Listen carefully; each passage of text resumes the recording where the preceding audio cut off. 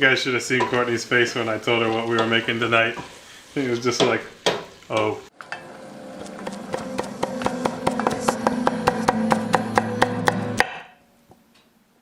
Hi, I'm Phil. Welcome to Pretty Good Cooking. Pretty good. Tonight on the show, we're gonna make a different version of something we've made before. Tonight, we're gonna make vegetarian borscht. Now, the last time we made borscht, John edited all kinds of weird Soviet stuff, and I think he translated the whole thing into Russian, like through a auto translator or something. It was very silly, and hopefully he makes this silly too.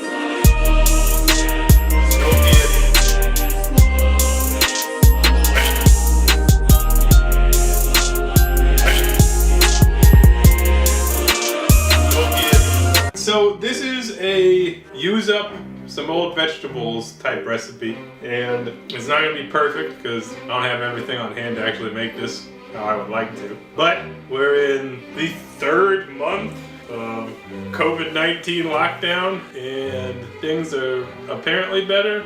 Businesses are opening, but who knows? But anyways, we're still trying to stay home. So that's why we're going to be doing some substitutions tonight. So we're making a vegetarian version because there is actually like a vegetarian version of this. Sometimes there's meat in it, sometimes there's not. So I got some beets last time I went to the store, and I was like, I'll make borscht somehow. So I'll show you that we got a secret ingredient to hopefully make it taste extra good. So tonight I'm drinking iced tea, feeling great, and let's begin. So it starts with the beets, and I got a bunch of beets here, for which I am going to trim stems. And actually, it's not traditional at all, but I might put in some of the beet leaves because they have tons of nutrition. And what the hell else am I going to do with beet leaves? So we'll set that aside for now, but I'm going to start with the beets. No, I'm not. I'm going to start with the onion. So I got this big half a white onion. This is basically equivalent to one regular size onion. But you can see this half of the onion, it was once part of a whole one. Vinny! Hey Vinny! Stop going jibber jabber. He came running like I was gonna give him some onion. He even jumped up. Joke's on you, kid. Alright, so we're gonna peel this big old onion and we will dice it. And you can see I got a little bit of beet juice on the knife. It doesn't really matter how you dice it because you're gonna cook it down, so should be fine. Alright, so I am not using our Dutch oven today because it could be stained with beet color. So instead I'm using this old busted IKEA pot I bought when I first moved out on my own, and it'll be fine. We're just gonna cook things in it, no problem. Alright, let's put a little oil. It doesn't really matter what, just a little bit, don't need a whole lot. And you can just pop your onions right in there. Alright, next up I've got some celery. It's looking a little weird. The joy of celery is that you can chop off the weird bits and it becomes normal celery. Ta-da! Give that a wash. Now I don't think that celery is normally a part of this, but one of the critical ingredients is carrots. I have one tiny little carrot that I'm gonna put in. That's all I got left. And so I'm trying to make up for that by adding a little bit of celery, because it's also an aromatic. So I'm chopping this pretty finely, because I don't like big hunks of celery really. I don't know why. Texturally I think it's weird. Tastes great. So we'll go ahead and put that in with our onion. I'm already a little concerned that we might run out of room in this pot, but we'll see. We'll see. And here's my, oh, I got a little bit more. I got like half a carrot and the end of a carrot. That's it. Wait till you see the potato action. Potato action is even better. So go ahead and dice that up. That's such a small amount of carrot. Wow, that'll really come through in the end product, I'm sure. And it goes. Alright, so now we have a mirepoix. We're going to cook that a little bit. Seems like it's hot, so I'm going to turn it down a little bit. Alright, now I'm going to chop my other vegetables before the beets because the beets are messy. Here's my one little potato. It's wrinkly. Which we're gonna peel. So we're peeling our one little potato. Only potato I have. Think I need to go grocery shopping soon. If this was a drinking episode, I would be drinking vodka to be on brand with borscht. But guess what? It's not. Got too much energy today to drink. I don't want to ruin a good feeling. Alright, here's my potato. One sad little potato. Alright, we'll chop that up. Now normally, if you had a lot of potatoes, you'd put them in at the end. They don't take that long to cook. But in all honesty, there's really not many potatoes, so I'm just going to throw them in. It's a quality recipe. Alright, here's our potato. It's old and soft. Good stuff. Yeah. Alright, next up I got a lot of cabbage. And you can put as much cabbage in as you want because this recipe it'll bear any amount of cabbage. You can just keep putting cabbage in. So I'm probably gonna use about half a head of cabbage, which I'm gonna finely shred, and I'm not gonna put that in yet. I'm gonna put it in a bowl. This is how I shred cabbage. I just chop it until it's like manageable. And I find that works just fine. I feel like that's the fastest way for me to shred a cabbage, slicing it. I'm already agreeing with my decision to just put half a head in. You can see how much it is. It's a lot of cabbage. It's good for you. Cabbage has vitamin A, I think. All right, now let's do our beets. And the last time we did these, we shredded them. We're not gonna do that today. We're gonna peel them, and we're gonna chop them. We chop off that root end and go over them with the peeler. Now I love beets, and that's a little bit of an inside joke with my friends because I spent a lot of time talking to people about how I love beets. Nature's multivitamin. I don't know exactly which vitamins they got, but they got multiple ones, which is how they got their name of Nature's multivitamin. And they're gonna stain my hands, but again, in these trying times, we're conserving gloves, so I'll make a small sacrifice and just have weird looking hands for a while. No problem. That's one beet. And just do that with the other two. Don't let this burn. We'll be back.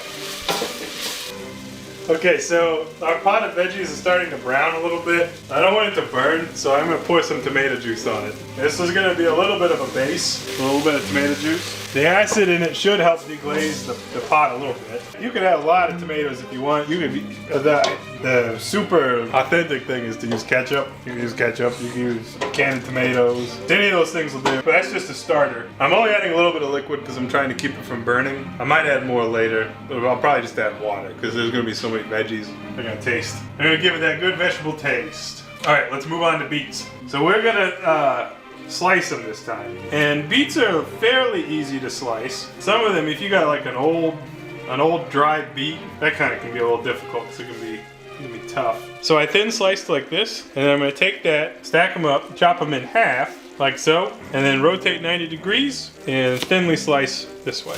And when I was a boy, I had borscht for the first time. I think the beets were cut just like this, just like thin matchsticks. Okay, so we'll go ahead. I'll do that with the rest of the beets and we'll put them in. So this is actually just 3 beets, but it looks like a metric ton of beets. And in they go. Remember, beets are the principal ingredient, lest you forget. Give those a stir. And I am gonna work on these beet leaves, which these look pretty decent. I'm gonna try to pick them from the stem, give them a wash. Honestly, you can eat the stems too. They can be a little tough though. But I figure that these beet greens will get cooked down. They'll be a lot like the cabbage, while offering some more nutrition.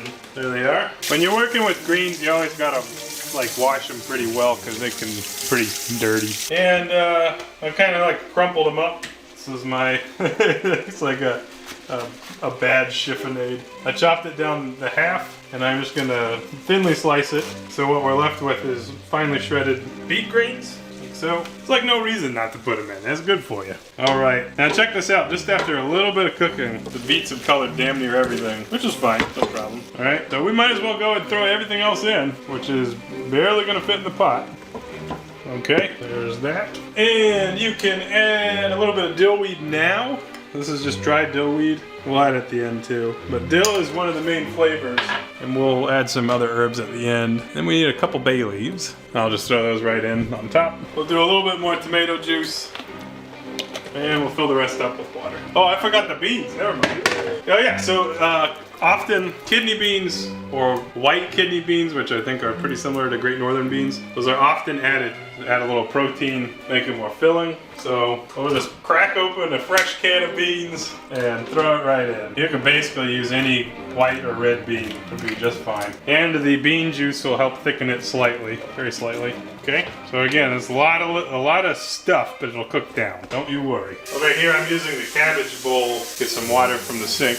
So we will fill that. Oh, that was like a perfect amount of water. And we'll bring this whole thing up to a big old boil. And see, I'm just like tucking it in, and it's already turning into borscht. There's those beets. So we will simmer this until it is done, but we're gonna add some umami powder, which is basically dried shiitake mushrooms and I think salt. Mushroom extract, whatever that is. And this stuff is so incredibly savory that I think it's gonna replicate some of the nice beef stock or pork stock flavor. So I'm just gonna put in some. and later on we'll add a little bit more if we think we need some. So it's just fine granules, little mushies. I think this is gonna be really nice. We'll mix that in. And it's super thick. We want it to be super thick because we want this to be fairly like viscous at the end by the time it's done cooking. So also because it's a very healthy, you know, there's no meat in this, barely any oil. Probably gonna eat a shitload of it in order to actually fill up my gut. So it's good to have a lot of this. So once that gets up to a boil, we'll simmer it and we'll give you an update in a little bit.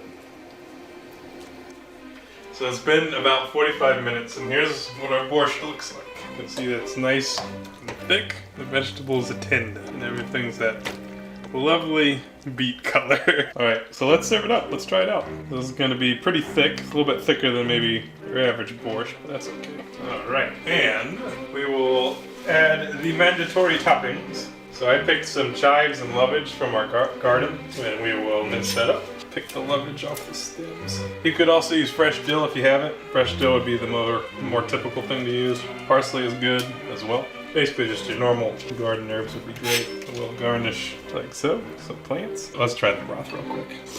Oh man, it's so good. It's a little bit sweet because the beets are sweet, but that mushroom umami stuff makes it almost taste like there's meat in there. It's crazy. Squeeze a little bit of salt. And I'll give it a dollop. Actually, I'm gonna squeeze a lemon over it. That's another flavor that goes good in it.